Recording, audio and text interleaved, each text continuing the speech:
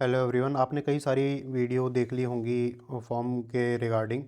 तो क्या क्या चेंजेस हुए हैं, क्या क्या नहीं हुए हैं, और मैंने किस तरीके से अपना जब 2 बार इंटरव्यू दिया था तो फॉर्म भरा था, क्या क्या सर्विस प्रेफरेंस थी, किस तरीके से प्राइज़ मेडल्स वगैरह लिखे थे, वो सब मैं दिखा दूंगा।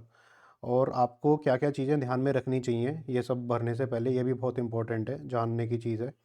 और कई सारे लोगों को मैं जानता हूँ जिन्होंने अपने अपने तरीके से फॉर्म भरे हैं। कुछ ने अचीवमेंट्स बहुत ज़्यादा थे वो छुपाए हैं, कुछ किन्हीं ने कुछ अचीव नहीं किया था लेकिन ज़बरदस्ती का डाल दिया उसमें। तो कैसा किस तरह से आपकी अप्रोच रहनी चाहिए वो सब चीज़ें हम डील कर लेंगे।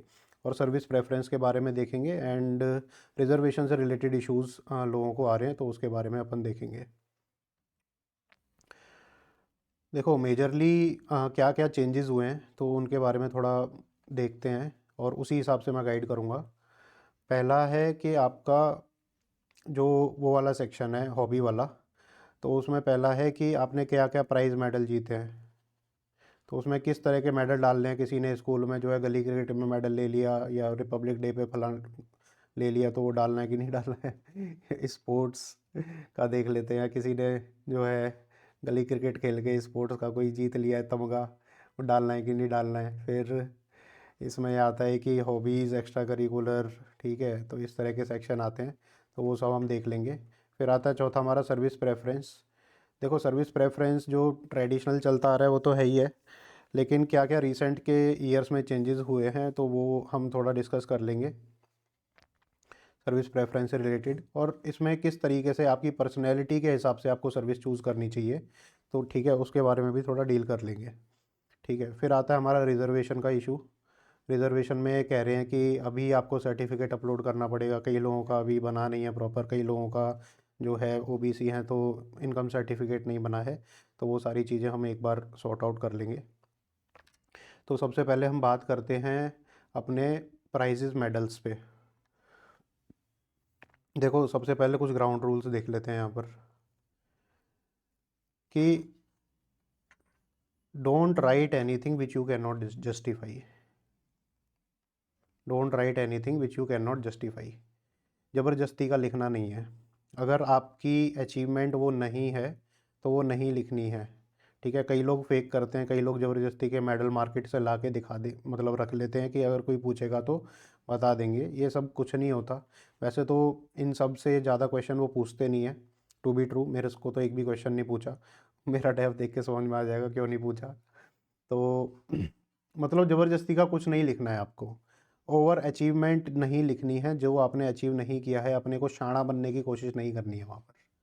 B natural, be humble, that is the main goal जो इंटरव्यू में वो देखते हैं कि if you have nothing to show, तो and you have not shown it, तो दे विल अप्रिशिएट इट। ठीक है, तो वो आपके अगेंस्ट नहीं जाएगा। आपके बगल में जो है दुनिया भर का अचीवर बैठा है, ओलंपिक जीत के आया है, और वो भी इंटरव्यू दे रहा है ना, तो उससे कुछ फ़र्क नहीं पड़ता कि आपने कुछ नहीं किया है। ठीक है, आप वहाँ सीट पे बैठे हो तो यही आपकी एक बहुत बड़ी अचीवमेंट है। ठीक है, तो ज़्यादा सोचने वाली बात नहीं है कि, और कई लोग कह रहे हैं कि अभी से हॉबी बिल्ड करना शुरू कर देंगे। भाई तुम हॉबी बिल्ड करोगे कि तैयारी करोगे हॉबी में ही रह जाओगे ठीक है, तो वो भी देखेंगे कि हॉबी बिल्ड कैसे करी जाती है और हॉबी होती क्या है। ठीक है, तो पहले मैं अपना दिखाता हूँ कि मैंने किस तरीके से फॉर्म भरा था, फिर मैं उन लोगों का दिखाता हूँ जो कुछ लोग हैं जो इंटरव्यू दे रहे हैं। ठीक है, और कंटिन्यूसली दे रहे हैं उसका। देखो ये मैंने दिया था इंटरव्यू, ये मैंने भरा था इन 2020 ऑफ माय इंटरव्यू। अब देखो इसमें क्या है, प्राइजेस, मेडल्स एंड स्कॉलरशिप। मेरे पास कुछ भी नहीं था।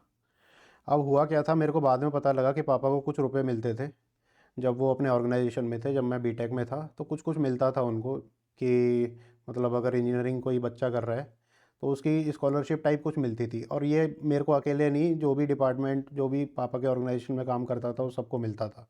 तो मैंने पूछा कि भाई कुछ मिलता था बता दो कह रहे हाँ मिलता तो था कुछ कुछ। तो उन्होंने बता दिया कि ये है, तो मैंने मेरिट स्कॉलरशिप डाल दिया। वो मेरिट स्कॉलरशिप थी नहीं वो वैसे, लेकिन मैंने मेरिट डाल दी थी उसमें कि भाई कुछ तो हो दिखाने के लिए। तो इसी तरह का अगर आपने स्कूल में कोई भी चीज़ जीती है, ठीक है, या फिर कोई कंपटीशन जीता है किसी भी तरीके का, कई लोग डिबेट कंपटीशन वगैरह जीत लेते हैं या साइंस कंपटीशन जीत लेते हैं। ठीक है, या फिर किसी भी तरीके का आपने कोई मतलब पार्टिसिपेशन लिया है। ठीक है, पार्टिसिपेशन कहीं लिया है और वहाँ आपको पार्टिसिपेशन का सर्टिफिकेट मिला है। ठीक है, तो आप उसको ये दिखा सकते हैं कि हाँ आपने पार्टिसिपेट किया था and you are a rank holder और समथिंग। ठीक है, तो उसमें कोई इशू नहीं है अगर आपके पास वो सर्टिफिकेट है प्रूव करने के लिए। अब ये जो सर्टिफिकेट है ये आपसे कहीं बाद में नहीं मांगे जाएंगे, कोई नहीं पूछने वाला आप सेलेक्ट हो गए और आपने ये लिखा है तो आपको बोलेगा कि ये दिखाओ, कोई नहीं मांगने वाला आपसे। यहाँ पे बस लिख रहे हो आप, तो ये आपको इंटरव्यू में उनके सामने जस्टिफाई करना है कि वेदर यू डिजर्व्ड इट और not and whether you have actually gained from that particular thing anything. ठीक है, दूसरी चीज़ है स्पोर्ट्स एनसीसी। स्पोर्ट्स एनसीसी में अगर आपने कोई अपने स्कूल लेवल पे कोई अचीवमेंट लिया है, कॉलेज लेवल पे कोई अचीवमेंट लिया है या पार्टिसिपेट किया है मतलब टीम में उसकी, तो आप बिल्कुल डाल सकते हैं यहाँ पर, बिल्कुल डाल सकते हैं कि हाँ मैंने जैसे स्कूल में अपने जैसे केंद्रीय विद्यालय होते थे हमारे, तो केंद्रीय विद्यालय में इंटर केवी कंपटीशन हुआ करते थे। ठीक है, तो मैंने तो पार्टिसिपेट नहीं लिया था, लेकिन मैं एक बात कह रहा हूँ कि अगर उसमें आपने पार्टिसिपेशन लिया होता और आप टीम का हिस्सा रहे हैं तो आप यहाँ लिख सकते हो कि at school level I played in inter school competition या इंटर केवी कंपटीशन या फिर इंटर कोई भी कंपटीशन। अगर डिस्ट्रिक्ट लेवल पे स्टेट लेवल पे गए हो तो बिल्कुल आप लिख सकते हो। ठीक है, लेकिन यहाँ पे ये चीज़ ध्यान में रखनी है कि जो भी स्पोर्ट आप लिख रहे हो इस स्पोर्ट के बारे में आपको बेसिक इन्फॉर्मेशन होनी चाहिए, कि इतना पता होना चाहिए कि एक्चुअली आपने वो खेला हो। अब क्या कहते हैं कि भाई तुम्हें क्रिकेट आपने खेला है तो आपको हर्षा भोगले बनना है कि कुछ भी ट्रिविया उसने पूछ लिया आपको पता होना चाहिए, ऐसा कुछ नहीं है। बिल्कुल मना कर देना वहाँ पर जाके, कोई सर इतना नहीं पता मेरे को, मैंने खेला था, ठीक है, फिर मैंने बाद में छोड़ दिया था, इस तरीके से आप कह सकते हो। ठीक है, लेकिन हाँ बेसिक इन्फॉर्मेशन आपको होनी चाहिए फिजिकल एप्टीट्यूड की, कि क्या क्या डाइट होनी चाहिए एक स्पोर्ट्स पर्सन की, या किस तरीके से वो स्पोर्ट्स हेल्प करता है, इस स्पोर्ट्स की ब्रीफ हिस्ट्री आपको पता होनी चाहिए, या फिर उस स्पोर्ट्स में आजकल की डेट में क्या उसका स्टेटस है, उसको कैसे सुधारा जा सकता है, उसकी गवर्नेंस के एस्पेक्ट आपको पता होने चाहिए जब भी आप डालें। अगर आपको लगता है कि आप इतने प्रिपेयर्ड नहीं हो, ना प्रिपेयर कर सकते हो, तो खाली छोड़ दो, कोई दिक्कत नहीं है। ठीक है, अब किसी के पास कोई मेडल नहीं है, कहीं पार्टिसिपेट नहीं किया, लेकिन वो अच्छा खेलता है, मतलब वो डेली अपने उसमें जाता है दोस्तों के साथ, डेली खेलता है, ठीक है, और अच्छा खेलता है, लेकिन उसने पार्टिसिपेशन नहीं लिया है कहीं पे, ठीक है, तो भी यहाँ पे नहीं डालोगे आप, क्योंकि यहाँ पे वो पूछ रहा है कि कोई आपने एनसीसी वगैरह, इसका ये मतलब है कि आपने कुछ पार्टिसिपेशन किया है कहीं पे। अगर आपके पास शो करने के लिए नहीं है कि आपने पार्टिसिपेशन नहीं किया है, तो आप ना डालें उसको, बल्कि उसको एक्स्ट्रा करिकुलर एक्टिविटीज़ में लिखें कि हाँ मैं ये चीज़ करता हूँ। ठीक है, फिर आता है position of leadership held in school college. तो यहाँ पे अगर मॉनिटर बने हो तो मॉनिटर लिख सकते हो, कई लोग बनते हैं मॉनिटर। ठीक है, तो मॉनिटर लिख दो। मॉनिटर नहीं लिख रहे तो कोऑर्डिनेटर, कोई भी चीज़ कोऑर्डिनेट करी है आपने, उसका स्कूल का फेस्ट कोऑर्डिनेट किया है या कुछ भी किया है, ठीक है, तो आप लिख सकते हो। जैसे मैंने बीटेक में एक कल्चरल फेस्टिवल ऑर्गेनाइज किया कराया था, तो मैंने वो लिख दिया, और ये सही बात है, मेरे पास सर्टिफिकेट है, मेडल वगैरह है, सब कुछ है इस चीज़ का, शील्ड वगैरह सब जो भी है वो है इस चीज़ की। ठीक है, तो आप ये लिख सकते हो बिल्कुल। अब एक्स्ट्रा करिकुलर में कई लोगों के बहुत सारी चीज़ें होती हैं एक्स्ट्रा करिकुलर में। ठीक है, तो क्या क्या लिखेंगे इसमें। और दूसरा चीज़ है इंटरेस्ट सच एज हॉबीज़। अब लोगों को ये समझ नहीं आता कि भाई हॉबी में लिखें क्या, हमारी तो कोई हॉबी नहीं है, घर पे पड़े रहते हैं, रील देखते रहते हैं। ठीक है, तो क्या ये लिख दें कि रील अब देखना हमारी हॉबी है। ठीक है, याद ये लिख दें कि डिबेट देखना हमारी हॉबी है। तो यस, मैंने क्या लिखा था, वॉकिंग। भाई मैं वॉक करता हूँ सुबह शाम, क्या दिक्कत है उसमें, मेरे को अच्छा लगता है, दोस्तों के साथ मैं स्ट्रोल करता हूँ। ठीक है, तो वॉचिंग मूवीज़, भाई मूवी देखता हूँ तो क्या उसमें गलत थोड़ी ना है। हॉबी बेसिकली होती क्या है। ठीक है, आपको हॉबी कल्टीवेट करने की ज़रूरत नहीं है, आप सब के पास एक ना एक हॉबी है। हॉबी ये है कि आप अपने फालतू टाइम में क्या करते हो, अपने फालतू टाइम में आप क्या करते हो, वही हॉबी है। अगर आप कोई नेगेटिव चीज़ करते हो, बस आपको कुछ नहीं करना, जो भी आप पॉजिटिव करते हो थोड़ा बहुत भी उसको बढ़ा देना है, दैट्स इट। अगर आप अपने फालतू टाइम में मूवीज़ देखते हो ना, और फालतू की लव मूवीज़ देखते हो या रोमांटिक मूवीज़ देखते हो, ठीक है, तो आपको इसमें कुछ स्पेसिफिक टाइप की मूवी देखने की ज़रूरत है जिसमें आपको ज़्यादा इंटरेस्ट आता है। अगर आप थ्रिलर मूवी देखते हो तो यहाँ पे बिल्कुल लिख सकते हो कि वॉचिंग थ्रिलर मूवीज़। यहाँ पे मैंने कुछ मेंशन नहीं किया क्योंकि ये मेरा पहला इंटरव्यू था, मैं उन्हें कुछ देना नहीं चाहता था कि वो मेरे से क्वेश्चन पूछें। वो देखता तो मैं बहुत टाइप की मूवी था, लेकिन मैंने लिख दिया बस वॉचिंग मूवीज़। मैंने कहा अगर उन्हें पूछना होगा तो पूछ लेंगे, मैं बता दूंगा। यहाँ लिखने की क्या ज़रूरत है, स्पेसिफिकली इसे भरने की क्या ज़रूरत है। ठीक है लेकिन लोग कहते हैं, और उस टाइम खूब चलता था ये, अभी भी चल रहा है कि कुछ स्पेसिफिक बताओ, कुछ स्पेसिफिक बताओ, पता नहीं क्या हो जाएगा, क्या इंप्रेशन डाल दोगे तुम उन पे। कुछ नहीं इंप्रेशन पड़ेगा, उन्हें लगेगा तो पूछ लेंगे, वो नहीं लगेगा तो नहीं पूछेंगे। पूछा था मेरे से किस तरह की मूवीज़ देखते हो, मैंने कहा सर हर तरह की देख लेता हूँ मैं, जो मेरे को बढ़िया लग जाए, जिसकी स्क्रीन प्ले अच्छा है, थोड़ा सा ट्रेलर देखता हूँ, ट्रेलर देख के जो पसंद आ गई वो देख लेता हूँ मैं। क्लियर बोल दिया था, सेकंड क्वेश्चन आया नहीं मेरे पास। ठीक है, वही डॉक्यूमेंट्रीज़, फिर उन्होंने पूछा था डॉक्यूमेंट्रीज़ किस तरीके से देखते हो, तो मैंने बोला था कि मैं न्यू टेक्नोलॉजीज़ जितनी भी आ रही हैं उसकी डॉक्यूमेंट्री देखता हूँ। फिर एआई वेआई पे बात हुई थी थोड़ी सी, कि एआई पे मैंने एक डॉक्यूमेंट्री देखी थी, तो मैं उन्हें वहीं लीड करके ले गया था, तो फिर उसके बारे में प्रोज कौन सी ये सब एथिकल इश्यूज़ क्या क्या आ सकते हैं, तो इस सब पे बात हुई थी। ठीक है, तो इस तरीके से आप लिख सकते हो open ended, this is called open ended डेफ। देखो दो तरीके के डेफ होते हैं, एक तो स्पेसिफिक डेफ होता है, एक होता है ओपन एंडेड। तो इट्स योर चॉइस, अगर आपको ओपन एंडेड रखना है then you have more liberty, more liberty. अगर आपको स्पेसिफिक रखना है तो आपके पास मोर क्या है, उसकी प्रेपरेशन हो सकती है, उसकी आप प्रिपेयर कर सकते हो उस चीज़ के लिए। लेकिन कोई गारंटी है क्या उसमें से पूछेगा, वो इधर उधर भी जा सकता है, तो मैंने ओपन एंडेड रख दिया था वो, कि पूछ लेगा, जो पूछना है वहीं पूछ लेगा, वहीं जवाब दे देंगे उस चीज़ का। ठीक है, और जब मैंने सेकंड इंटरव्यू दिया तो मैंने थोड़ा सा इसको स्पेसिफिक करने की कोशिश करी, क्योंकि मेरे इस इंटरव्यू में आए थे 157 मार्क्स, तो मुझे लगा कि यार डेफ इतना लेम था इसलिए मेरे इतने मार्क्स आए थे। लेकिन जब मैंने डेफ अपना भरा तो मेरे 154 मार्क्स आए, और कम आए, बल्कि मैंने ये अच्छा इंटरव्यू दिया था ये वाला। ठीक है, इसमें मैंने वही लिखा, और भी मैंने बहुत सारी चीज़ें करी थी, तो मैंने थोड़ा भरा इसको, कि मैंने एक आईपीआर का सिंपोजियम ऑर्गेनाइज कराया था। ठीक है, एमटेक में, और फिर बीटेक में तो किया ही था। फिर मैंने 3-4 पेपर भी छापे हुए हैं, मतलब जर्नल्स में, साइंटिफिक जर्नल्स में, तो उन पेपर के बारे में मैंने मेंशन कर दिया था। ठीक है, आप देख सकते हैं, इसको गूगल पे खोल के मिल जाएगा, मेरा नाम सर्च करेंगे तो भी देखो। और भी एक एग्जांपल दिखाता हूँ, कि आपने जैसे कोई कंपटीशन जीता है, कि इसने लिखा है कि भगवत गीता का मैंने कंपटीशन जीता था। ठीक है, इसकॉन दिल्ली ने ऑर्गेनाइज कराया था। ठीक है, तो आपने कोई भी स्कूल में रैंक 1 आए हो, रैंक 2 आए हो, रैंक 3 आए हो, तो वो लिख सकते हो कि मैं रैंक 3 आया था अपनी क्लास में। ठीक है, इन प्रॉपर होल स्कूल, तो आप वो भी लिख सकते हो। कई लोग ये आते हैं लेकिन लिखते नहीं हैं, तो आप भी बिल्कुल लिख सकते हो कि आपने इस तरह का मतलब तमगा हासिल किया था, कि you were second first in what ever 11th, मतलब 10th और 12th क्लास में आए हो, तो लिख सकते हो। कॉलेज में आए हो तो कॉलेज में लिख सकते हो। ठीक है, फिर उसकी स्कॉलरशिप भी मिलती है, आप टॉप आए हो तो। ठीक है, फीस माफ़ वगैरह होती है, तो वो भी लिख सकते हो, बिल्कुल लिख सकते हो। स्पोर्ट्स एनसीसी नॉर्मली लोगों को अगर सच में सर्टिफिकेट नहीं है तो नहीं लिखना चाहिए वैसे मेरे हिसाब से, लेकिन अगर है तो बिल्कुल लिखो। ठीक है, फिर पोजीशन ऑफ लीडरशिप में कोई भी इवेंट ऑर्गेनाइज कराया है, कोई भी सोसाइटी ऑर्गेनाइज कराई है, या फिर आपने कोई भी छोटा मोटा बिजनेस किया है, स्टार्टअप किया है। ठीक है, या फिर आपने कोई ब्लड डोनेशन कैंप वगैरह लगते रहते हो, उसमें पार्टिसिपेशन लिया है, तो वो सब लिख सकते हो आप, कि ब्लड डोनेशन कैंप हुआ था जी, वो मैंने ऑर्गेनाइज कराया था अपने कॉलेज में। या फिर कोई भी मतलब इस तरह की सोशल एक्टिविटी आपने की हो, वो आप लिख सकते हो।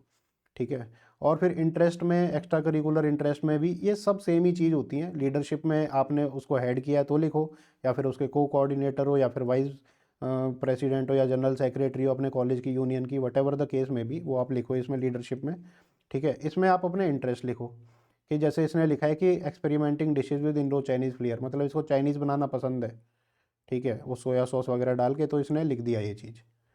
ठीक है, फिर कुछ भी आपने, जैसे कोई पोइट्री वगैरह का शौक है, पोइट्री लिखते हो, या फिर पोइट्री रीड भी करते हो, तो रीड भी लिख दो, क्या है वो लाइक टू रीड पोइट्री। ठीक है, तो कुछ भी ऐसा इंटरेस्ट आप जो नॉर्मली करते हो, क्योंकि ये बंदा जनरली करता था, ये चीज़ पहले से ही करता था। इंटरव्यू उसे पता नहीं था देगा कि नहीं देगा, लेकिन फिर भी करता था वो पहले से ही, मैं जानता हूँ पहले से।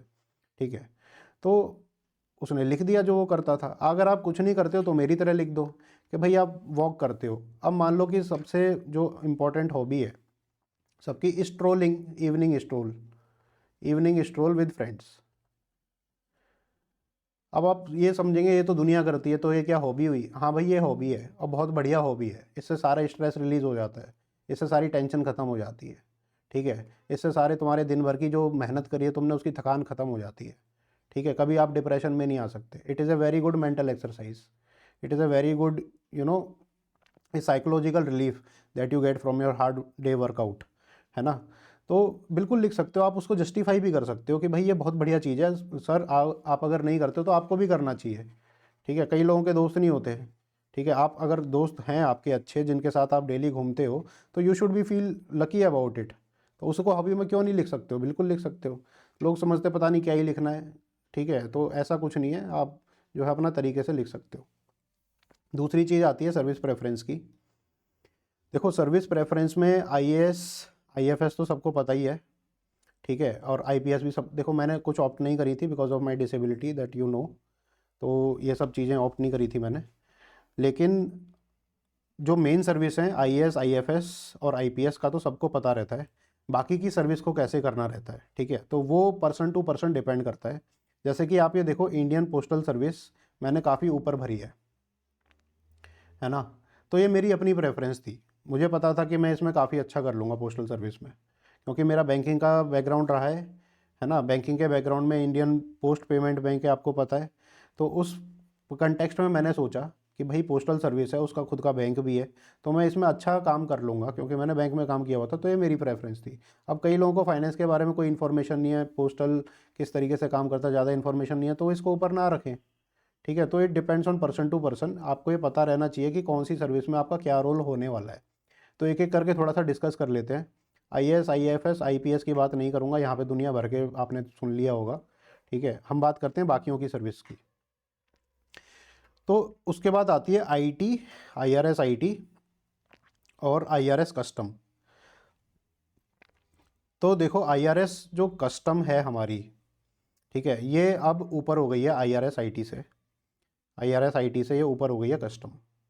ऐसा क्यों हुआ है? ऐसा इसलिए हुआ है क्योंकि IRS IT is a glorified job which is a basically desk job. अब ये डेस्क जॉब में कन्वर्ट हो गई है। अब क्योंकि ये डेस्क जॉब है, इनकी पावर छीन ली गई है क्योंकि फेसलेस असेसमेंट आ गया है, इसलिए ये इसमें लाव लश्कर टाइप की फीलिंग आपको नहीं आएगी। और शुरू में तो आपको गाड़ी वाड़ी भी नहीं मिलती, बहुत बाद में जाके मिलती है, और घर भी नॉर्मल से ही मिलते हैं आपको, नॉर्मल फ्लैट टाइप मिलता है, ठीक है। अब कस्टम क्यों लेते हैं लोग? एक तो इसमें वर्दी है, यूनिफॉर्म है इसमें, तो यूनिफॉर्म चमकाने के लिए लेते हैं। दूसरी चीज़ आईआरएस कस्टम में जो है, इसमें थोड़ा लाव लश्कर है, आपके नीचे थोड़ी फोर्स टाइप के लोग रहते हैं, ठीक है। तो आपने देखे होंगे कस्टम इंस्पेक्टर वगैरह जो हैं वो चमकाते रहते हैं अपनी वर्दी को, तो उस तरह का आपको थोड़ा सा मिलता है कि वर्दी में फ़ोटो खिंचाने को मिल जाएगी, 10 लोगों में चमका लेंगे, तो यही चीज़ है, बाकी ज़्यादा डिफरेंस नहीं है, ठीक है।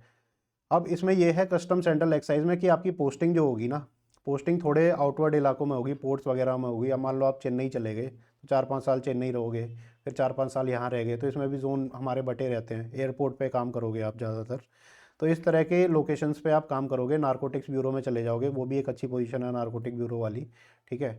हालांकि आईआरएस आईटी में अभी भी इसका जो क्रेज़ है वो घटा नहीं है। अगर आप आईआरएस आईटी की इन्वेस्टिगेशन ब्रांच में चले गए, अगर आप इन्वेस्टिगेशन ब्रांच में चले गए, तो इससे बढ़िया आपको मज़ा कहीं नहीं आने वाला। रेड वेड मारोगे, खूब मज़े मारोगे, गिरबान पकड़ोगे, सब कुछ होगा, ठीक है, पैरों में भी पड़ेंगे सब लोग। और इन्वेस्टिगेशन ब्रांच में हर आईआरएस आईटी का बंदा जाता है एक ना एक बार, और अपने शुरू के 5 साल में उसकी पोस्टिंग वहाँ होती है, तो ये मज़ा तो आप ले लोगे एटलीस्ट, ठीक है। उसके बाद आईआरएस आईटी वाले ज़्यादातर आपको ईडी में मिलेंगे, एनफोर्समेंट डायरेक्टरेट, क्योंकि यहाँ सारा टेक्निकल काम होता है। सीबीआई की इकोनॉमिक ऑफेंस विंग है, उसमें काम होता है, ठीक है। आईआरएस बहुत सारे लोग मिलते हैं उसमें। ऊपर से एसएफआईओ है, एसएफआईओ में भी आप जा सकते हो, ठीक है। और बहुत सारे डेप्यूटेशन होते हैं। आपको पता है कि बड़े बड़े मिनिस्टर जो हैं उन सब के प्राइवेट सेक्रेटरी जो हैं उसमें आईआरएस ऑफिसर बहुत सारे हैं, क्योंकि वो फाइनेंस का काम जानते हैं, ठीक है। बिजनेसमैनों से उनके रिलेशन होते हैं, तो मिनिस्टर अपने सारे पर्सनल प्राइवेट जो सेक्रेटरी हैं वो बहुत सारे आईआरएस को रखते हैं instead of IAS officer. Instead of IAS they choose IRS. तो अपॉर्चुनिटी हर जगह है, डेप्यूटेशन हर जगह है, कोई सर्विस छोटी नहीं है, कोई बड़ी नहीं है, ठीक है। तो आप देखो आप कहाँ जाना चाहते हो। अगर आप कस्टम सेंट्रल एक्साइज में हो तो वो सेंट्रल गवर्नमेंट वाली वैसी अपॉर्चुनिटी आपको नहीं मिलेगी कि हाई सर्कल में आप घूम रहे हो, आप वहीं रह जाते हो। तो लोग फिर भी इसको चूज़ कर रहे हैं, ठीक है, चूज़ कर रहे हो, लेकिन IRS IT is still not that bad. लेकिन हाँ, आपको शुरू के 15 साल वही फीलिंग आएगी कि आप सॉफ्टवेयर कंपनी में काम कर रहे हो टाइप्स, मोर और लेस। 2-3 साल निकाल दो इन्वेस्टिगेशन वाले तो। और अगर आप वैसे हो तो मतलब धाक जमाने वाले और आपका इन्फ्लुएंस अच्छा है, तो आप बहुत बढ़िया कर लोगे आईआरएस आईटी में भी, ठीक है। लेकिन चूज़ करने को अगर चूज़ करो तो कस्टम चूज़ करना। आज के हिसाब से ये ट्रेंड चल रहा है, तो ट्रेंड के हिसाब से बहु क्या दिक्कत है, ठीक है। और फिर आईआरएस आईटी। उसके बाद बात आती है कि अब की डेट में रेलवे मैनेजमेंट सर्विस जो है वो 3 पार्ट में डिवाइड हो गई है। एक तो हो गई हमारी ट्रैफिक। ट्रैफिक सबसे इंपॉर्टेंट है, सबसे ऊपर भरना उसको, ठीक है। इसके बाद आईआरएस आईटी के बाद आपको आईआरएमएस भरनी चाहिए मेरे हिसाब से, ट्रैफिक है तो। उसके बाद आपको भरनी चाहिए Indian audit and account service, it is also very good service. कहाँ गई? हाँ, Indian audit and account service, ये भी बहुत अच्छी सर्विस है। देखो ऑडिट एंड अकाउंट को सबको लगता है ये ऑडिटर होते हैं, देखो इनके बारे में मैं थोड़ा बता देता हूँ। ये सेंट्रल गवर्नमेंट में ऑडिटर हैं, ये सेंट्रल गवर्नमेंट में ऑडिटर हैं, लेकिन जो स्टेट गवर्नमेंट है ना, स्टेट गवर्नमेंट में ये अकाउंटेंट भी है। He is an accountant as well as auditor and auditor. मतलब स्टेट गवर्नमेंट का जितना भी बजट पास हो रहा है ना, वो ये बंदे के थ्रू जाता है ये बजट।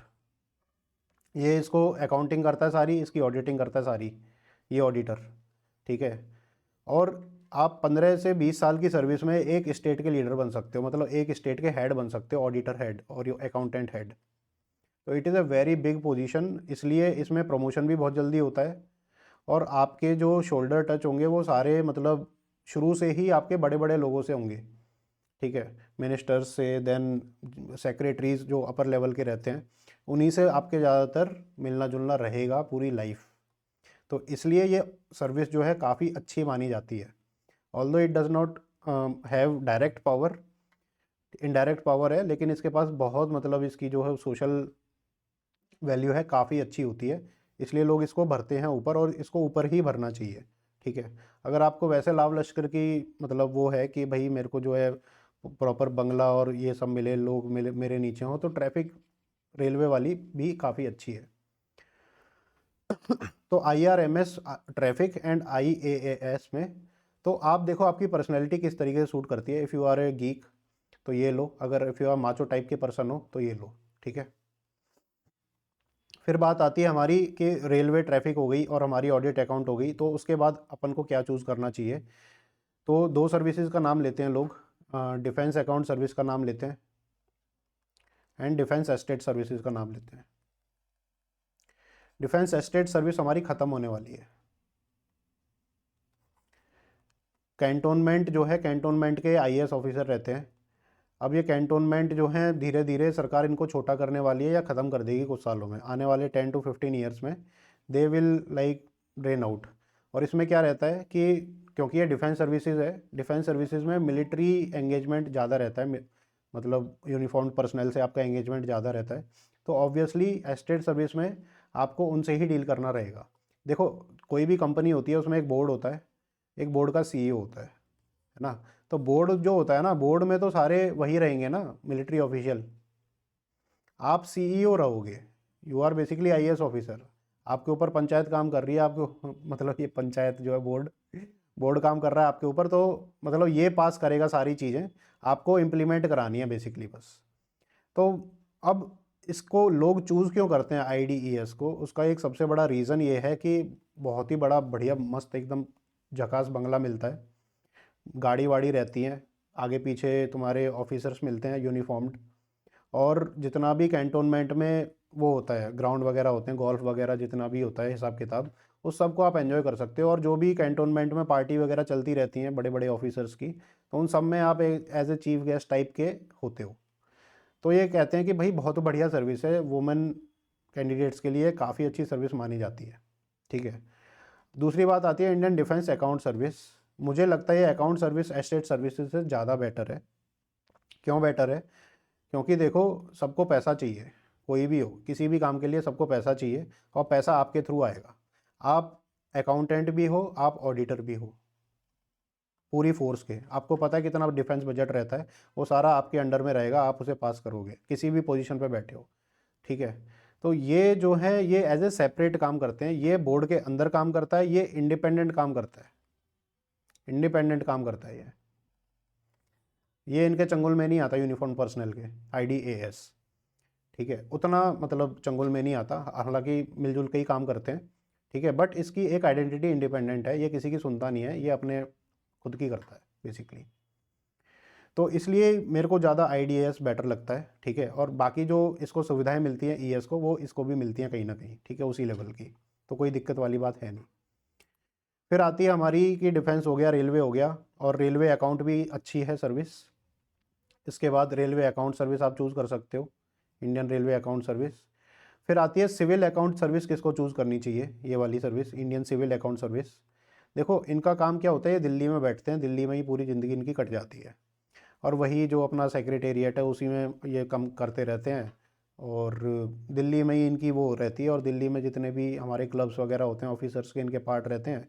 तो अगर आपको दिल्ली की लाइफ एंजॉय करनी है और काम जो है सेम टू सेम ही रहता है, पूरी ज़िंदगी लगभग एक ही काम करना रहता है अकाउंटिंग वगैरह का, तो आप इस सर्विस को चूज़ कर सकते हो। हालांकि मुझे उतनी लुक्रेटिव लगती नहीं थी, ठीक है, फिर भी मैंने भर दी थी लोगों की सुन के कि चलो ठीक है। लेकिन हाँ, इसमें तुम्हारे शोल्डर्स टच तो बड़े बड़े लोगों से हमेशा रहेंगे, ठीक है, अच्छी सर्विस मानी जाती है ये। उसके बाद आती है नीचे की सर्विसेज, जैसे इंडियन इंफॉर्मेशन सर्विस हो गई, ट्रेड सर्विस हो गई, कॉर्पोरेट लॉ सर्विस हो गई। तो इनमें इन टाइप की सर्विसेज में क्या भरना चाहिए? Information service, trade service, corporate law service, इसके बारे में थोड़ा सा जान लेते हैं। इंडियन ट्रेड सर्विस, इंडिया का इंपोर्ट कितना है, एक्सपोर्ट कितना है, ये आप देख लो, वो सारा ये मैनेज करते हैं। कौन सी कंट्री से हमारे क्या ट्रेड रिलेशन रहेंगे, यही पॉलिसी बनाते हैं, यही उसको एग्जीक्यूट करते हैं, यही इम्प्लीमेंट करते हैं, ठीक है। और ये बहुत बड़ी पोजीशन है, और मतलब बहुत इंपॉर्टेंट काम है इनका। डब्ल्यूटीओ में क्या क्या नेगोशिएशन होनी है, सारे ड्राफ्ट वगैरह ये सब बनाते हैं, ठीक है, डील करते हैं, सारी नज़र रखते हैं किस पे कौन से आइटम पे कितनी ड्यूटी लगनी है, कितनी नहीं लगनी, उसका डिसीज़न सारा ये लोग लेते हैं, है ना। और एक्सपोर्ट को कैसे बढ़ाया जाए, इंपोर्ट को कैसे कम किया जाए, तो ये सारा डिसीजन ये लेते हैं, और मतलब यही मैनेज करते हैं सारी चीज़ें। तो आपको काफ़ी लुक्रेटिव लगेगा कि भाई हमारा जो है, जो ट्रेड है वो $1 ट्रिलियन के आसपास हो गया, अब वो जो है $3 ट्रिलियन के आसपास होने वाला है आने वाले 10-12 सालों में। तो यार इतना सारा पैसा ये मैनेज कर रहे हैं आने वाले टाइम में, है ना। तो ये अच्छी बात है, good service, but at the same time ये कार्डर छोटा है, कार्डर इज स्मॉल। और इसमें शायद ग्रुप बी टाइप का आपको लिखेगा, क्लास सी, पता नहीं कुछ लिखा हुआ है उसमें, ठीक है। तो ये भी लोग कहते हैं कि ये थोड़ी ना, इसकी वैल्यू थोड़ी कम है बाकी सर्विसेज से, इंडियन ट्रेड सर्विस की, ठीक है। जैसे ग्रेड 3 लिखा है यहाँ पे, ग्रेड 3। अब ये ग्रेड 3 का क्या मतलब है, बाकियों में क्यों नहीं ग्रेड 3 लिखा? अब इस ग्रेड 3 की वजह से लोग टेंशन में आ जाते हैं कि यार ये थोड़ी मतलब उतनी बढ़िया सर्विस नहीं है जितनी बाकी की सारी सर्विसेज हैं, इसलिए इसको नीचे लिखते हैं। बट मैं ये नहीं मानता, सर्विस कोई भी हो, मज़ा आना चाहिए उसे काम करने में। अगर आपको काम करने में मज़ा नहीं आ रहा, तो कितना भी आपको गाड़ी बंगला दे दो, कोई फ़ायदा नहीं है उस चीज़ का, ठीक है। तो मेरे हिसाब से इनका काम काफ़ी इंपॉर्टेंट है, तो ये अच्छी सर्विस है, तो मैं इसको ऊपर रखता, ठीक है। ट्रेड सर्विसेज को देखो जैसे मैंने रखा है इसको ऊपर। फिर कॉर्पोरेट लॉ सर्विस भी काफ़ी अच्छी सर्विस मेरे को लगती है, इंडियन कॉर्पोरेट लॉ सर्विस। अब ये ICLS क्या काम करते हैं, देखो आपको पता है कि कंपनीज एक्ट है, कंपनीज एक्ट है 2013 का। अब कंपनीज एक्ट 2013 को मैनेज करने का इनका काम है। आपने सुना होगा रजिस्ट्रार ऑफ कंपनीज। जो रजिस्ट्रार ऑफ कंपनीज होते हैं वो कौन होते हैं? वो यही लोग होते हैं बेसिकली, ठीक है। तो कोई भी कंपनी खोलेगा, कंपनी में क्या इशू है क्या नहीं है, कॉर्पोरेट गवर्नेंस जितनी भी रेगुलेट करते हैं देश में, वो सारे ये लोग करते हैं। कंपनियों में फ्रॉड चल रहा है नहीं चल रहा है, वो सारे यही लोग रेगुलेट करते हैं। तो इनको इन एंड आउट एक बहुत अच्छी नॉलेज हो जाती है, ठीक है, मतलब देश के बिजनेस सेक्टर की।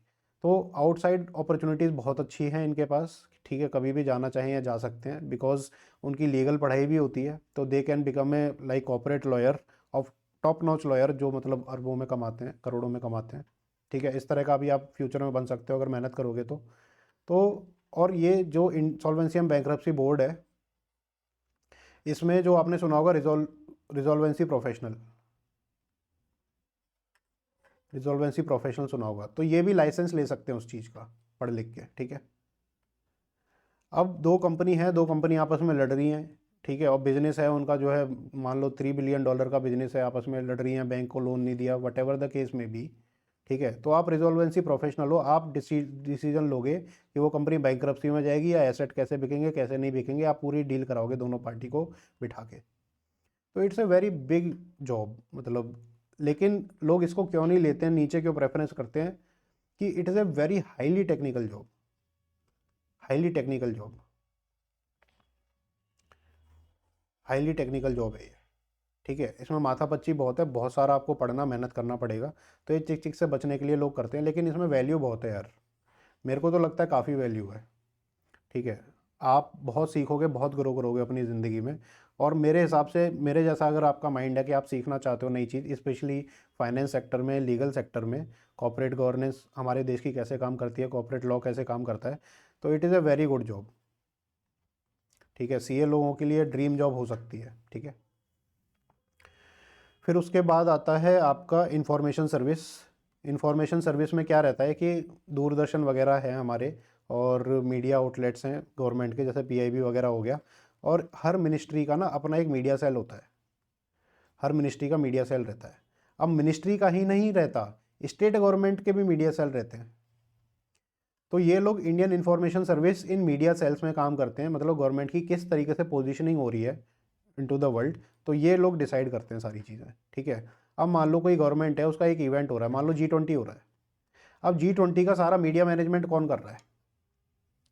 सारा मीडिया मैनेजमेंट जो प्रोपेगेंडा फैला रहे हैं गवर्नमेंट का, वो कौन कर रहा है? किसको, कौन सी प्राइवेट सेक्टर के जो पोर्टल है, मीडिया पोर्टल है, आज तक हो गया, एनडीटीवी हो गया, किसको कितना स्लॉट मिलेगा, कौन सा मिनिस्टर किन से जाके बात करेगा। ठीक है, तो ये सारे जो ऑफिसर्स होते हैं यही मैनेज करते हैं सारी चीज़ें। तो आपको पता है कि मीडिया की कितनी पार्टीज़ होती हैं, कितने इवेंट्स होते हैं, तो मतलब बहुत ज़्यादा फ्लैशी जॉब है ये। आपके लिंक्स मीडिया के बड़े बड़े सर्कल्स, बड़े बड़े जो अपने जर्नलिस्ट हैं, बड़े बड़े मीडिया हाउसेज हैं, बहुत अच्छे से लिंक बन जाएंगे, उन्हीं के साथ आप उठोगे बैठोगे, इस तरह का काम है। तो एक तरीके से काफ़ी अच्छी जॉब मानी जाती है, specially with people who are good in communication skills. ठीक है, and who like to extrovert. Extroverts के लिए बहुत अच्छी जॉब है, it's a very good job for extroverts. हालांकि जो गीक काइंड ऑफ पर्सन है उसके लिए थोड़ा डिफ़िकल्ट हो जाती है ये जॉब। ठीक है, अब मैंने देखा है कि मोस्टली जो फीमेल कैंडिडेट्स होती हैं उनको इस तरह की जॉब काफ़ी लुक्रेटिव लगती है। तो जैसे कॉर्पोरेट लॉ हो गया, Indian corporate law service, Indian trade service, अगर आप फीमेल हो और आप एक्सट्रोवर्ट हो तो आई वुड सजेस्ट कि इंडियन इंफॉर्मेशन सर्विस को आप ऊपर चूज़ करें, क्योंकि ये सर्विस आपको ज़्यादा मतलब एक glamorous type kind of platform provide करेगी। ठीक है, फिर आती है हमारी ये ग्रुप बी की सर्विसेज। ठीक है, एक तो दिल्ली की आ गई हमारी सिविल सर्विस, दानिक्स। फिर ये दानिक्स भरोगे आप, फिर जो है दानिप्स भरोगे अगर फिजिकली फिट हो तो। फिर ठीक है, पॉन्डिक्स भरोगे, फिर भरोगे पॉन्डिप्स। उसके बाद AFHQ सबसे लास्ट, सबसे घटिया सर्विस मानी जाती है। एक तरीके से सेक्शन ऑफिसर ही बना रहे हो, जो SSC के थ्रू आपको मिलती है ना जॉब, उसी तरह की जॉब है ये। हालांकि क्योंकि आप UPSC के थ्रू जा रहे हो तो आपके प्रमोशन अच्छे होते हैं। ठीक है, लेकिन आपको ज़्यादा फील आएगी नहीं, ऐसे ही लगेगा कि यार SSC क्रॉस करके आया हूँ क्या मैं, ये थोड़ी फील आती है इसमें। ठीक है, अपनी तनु जैन मैडम इसी सर्विस में थी। बस यही हो गया सर्विस प्रेफरेंस का। आज की डेट में किस तरीके से भर रहे हैं लोग ये देख लो कि IAS IFS IPS, फिर चौथे नंबर पे अपनी सेंट्रल एक्साइज आ गई, फिर पाँचवें नंबर पे अपनी ये आ गई audit and account service. Audit and account के भी बाद IRS भर रहे हैं लोग। ठीक है, फिर IT आ गई, उसके बाद अपना 7 पे ये आ गया इंडियन रेलवे मैनेजमेंट सर्विस, तो वो ट्रैफिक मैंने बताया था। फिर इंडियन रेलवे अकाउंट सर्विस भी आप डाल सकते हो, वो भी एक अच्छी सर्विस है। ठीक है, इंडियन सिविल अकाउंट सर्विस से ऊपर इंडियन रेलवे अकाउंट सर्विस आप डालना, थोड़ा ये ध्यान में रखना। ठीक है, फिर इंडियन डिफेंस अकाउंट सर्विस भी आप सिविल अकाउंट सर्विस से ऊपर डाल सकते हो, अगर आप दिल्ली में नहीं रहना चाहते हो तो। अगर आप दिल्ली में रहना चाहते हो तो सिविल अकाउंट सर्विस ऊपर डालना। ठीक है, तो ये थोड़ा देख लेना इसमें, Indian civil and account service में। पोस्टल सर्विस काफ़ी वेरी करती है, मैंने जैसे बताया मेरा फाइनेंस बैकग्राउंड था तो मुझे काफ़ी लुक्रेटिव लगती थी।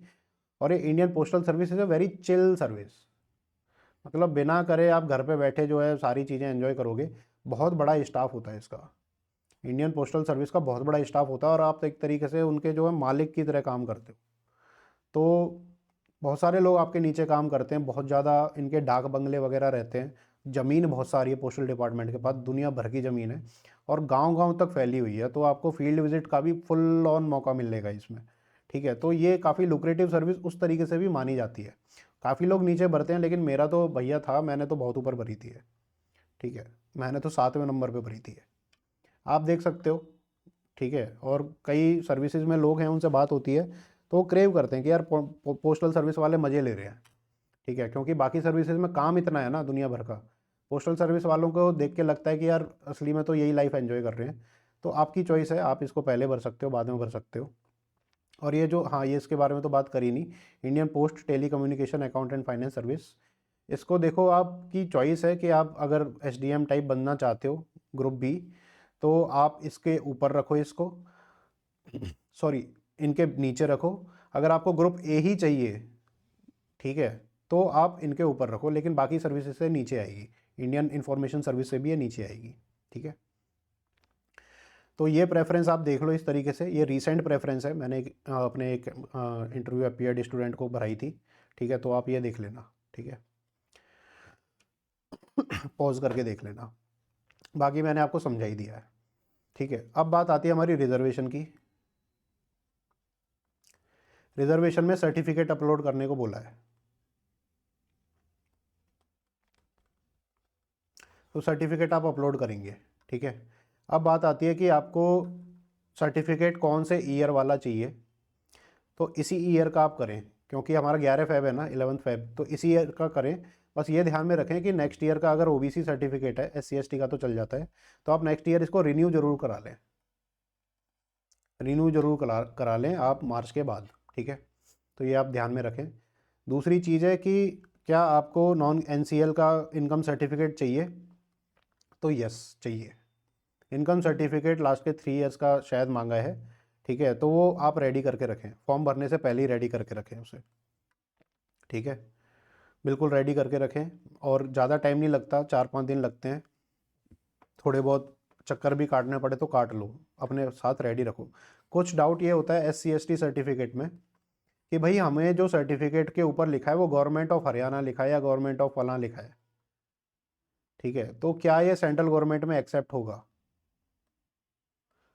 आपने कुछ देखे होंगे, कुछ में जो है भारतीय सरकार भी लिखा है, कुछ में स्टेट लिखा है, तो मैं आपको बता दूं कि आपका मान्य होगा ये, yes it will be acceptable, ठीक है। लेकिन कंडीशन क्या है, कंडीशन ये है कि जो गवर्नमेंट की लिस्ट आती है सेंट्रल गवर्नमेंट की, उस सेंट्रल गवर्नमेंट की लिस्ट में आपकी कास्ट होनी चाहिए जो इस सर्टिफिकेट में लिखी है, ये कैच है।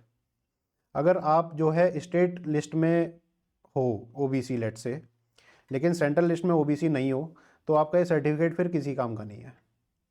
अगर आपके जो सर्टिफिकेट है उसमें जो आपकी कास्ट मेंशन्ड है, वही कास्ट सेंट्रल गवर्नमेंट की जो लिस्ट है उसमें लिखी हुई है, मेंशन्ड है, तो आपका ये स्टेट गवर्नमेंट का जो सर्टिफिकेट है ये भी काम करेगा, ठीक है। तो टेंशन लेने की बात नहीं है, अगर आपको स्टेट गवर्नमेंट ने इशू किया है कोई इशू नहीं है, लेकिन वही कास्ट सर्टिफिकेट आपका सेंट्रल गवर्नमेंट, जो कास्ट है आपकी वो सेंट्रल गवर्नमेंट की लिस्ट में होनी चाहिए, बस यही है इसमें, और कुछ नहीं है।